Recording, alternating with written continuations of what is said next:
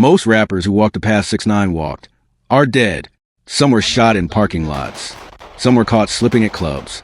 Some never made it past 25. But 6ix9ine? He beefed with gangs. He disrespected legends. He mocked street codes on camera. He testified in federal court. And yet, he's still alive. This is not a redemption story. This is not an apology tour. This is the uncomfortable truth about hip-hop, survival, and why the rules everyone swears by don't work. By the end of this documentary, you won't like 6ix9ine more, but you'll understand why he's still breathing. Before we go any further, if you care about real hip-hop history, not industry fairy tales, hit subscribe, turn on notifications, and like this video. This channel doesn't chase trends. We explain them. Sorry, but y'all not gonna break me down like if I did something wrong. Listen, I snitched, I ratted.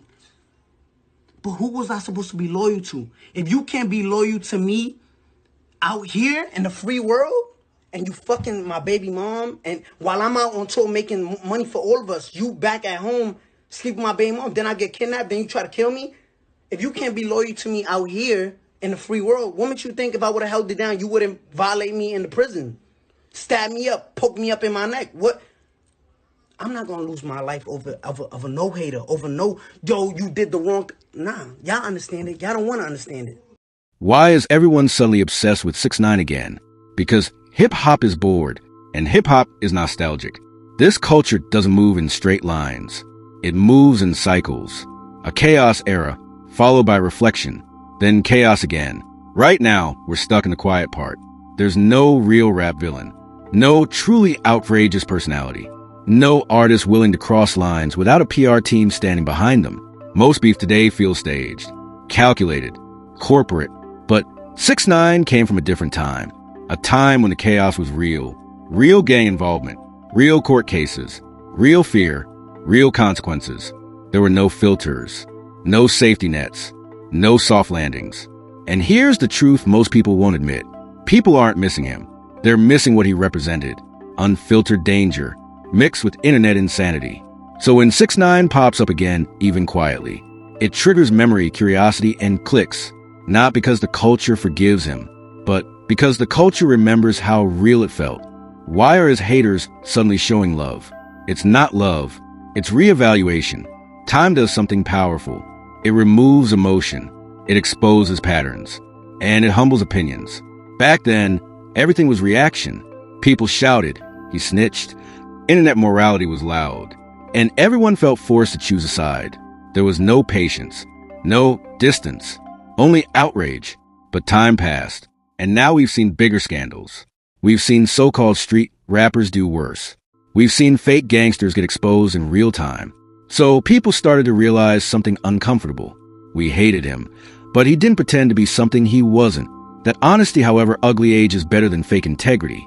And in hip-hop, what's fake always expires first. Why is 6ix9ine still alive after beefing with rappers the internet calls dangerous?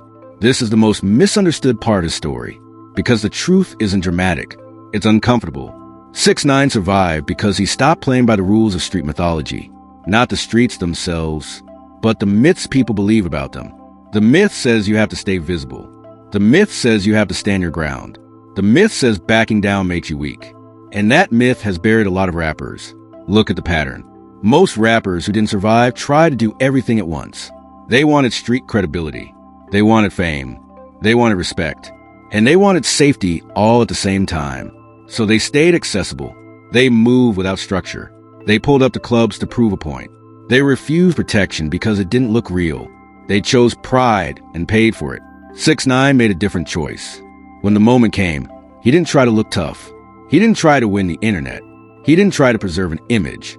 He chose survival, federal protection, extremely controlled movement, no hood hopping, no surprise appearances, no late-night ego decisions, no room for mistakes.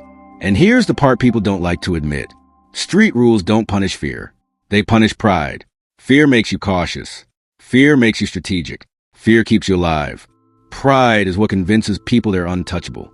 Pride is what keeps them outside too long. Pride is what turns a moment into a headline. 6ix9ine didn't beat anyone. He didn't win respect. He didn't rewrite the code. He simply stepped outside of it. And in a culture that glorifies dying for an image, choosing to live is the most controversial move you can make. but others went through beef and still died. Exactly. And that's the part people don't want to sit with, because most of those artists weren't careless. They were conflicted. They wanted respect and safety. They wanted fame and street approval.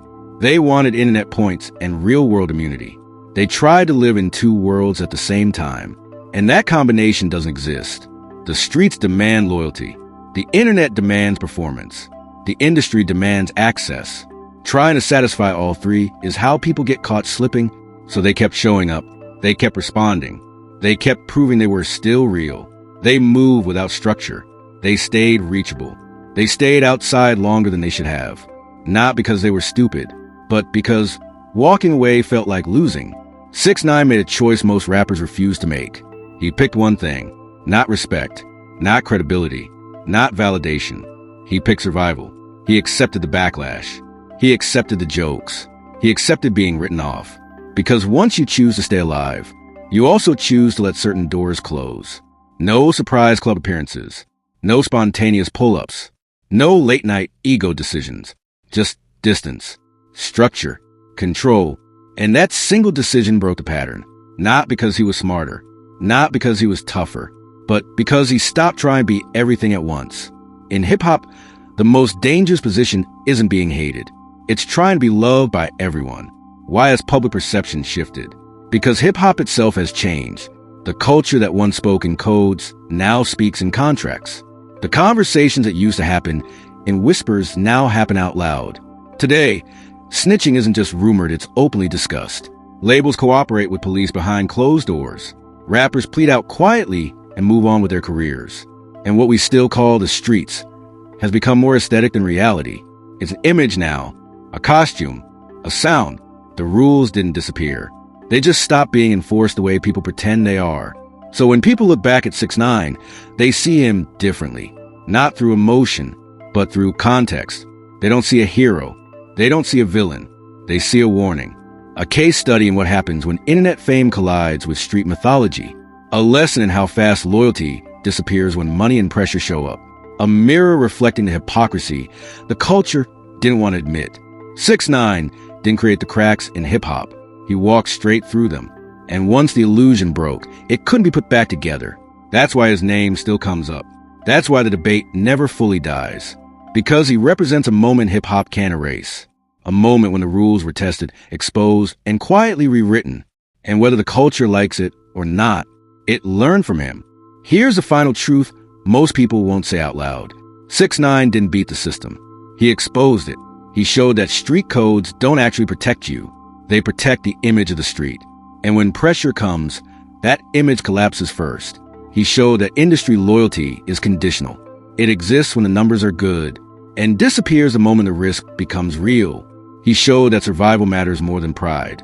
That living with criticism is still living. And that dying for an image doesn't make the image real. He also showed something else. Chaos sells. Outrage spreads. Noise travels fast. But silence lasts longer. Silence is how you survive the aftermath. Silence is how you outlive the moment. Silence is how history slows down enough to be rewritten. That's why people are talking again. Not because they forgive him. Not because they support him. Not because the story ended well. But because history is catching up. And once time removes the emotion, what's left isn't hate. It's understanding. Not approval. Understanding. And in hip-hop, that might be the most uncomfortable ending of all. If this story made you uncomfortable, that's the point. Real history isn't here to entertain us. It's here to teach us something about ourselves. If you value honest conversations about hip-hop, the parts that don't fit into headlines or hashtags, this channel is where we keep them. Watch quietly, subscribe if it resonates, and leave your thoughts below, not to argue, but to understand, because the loudest stories fade, and the real ones stay with you.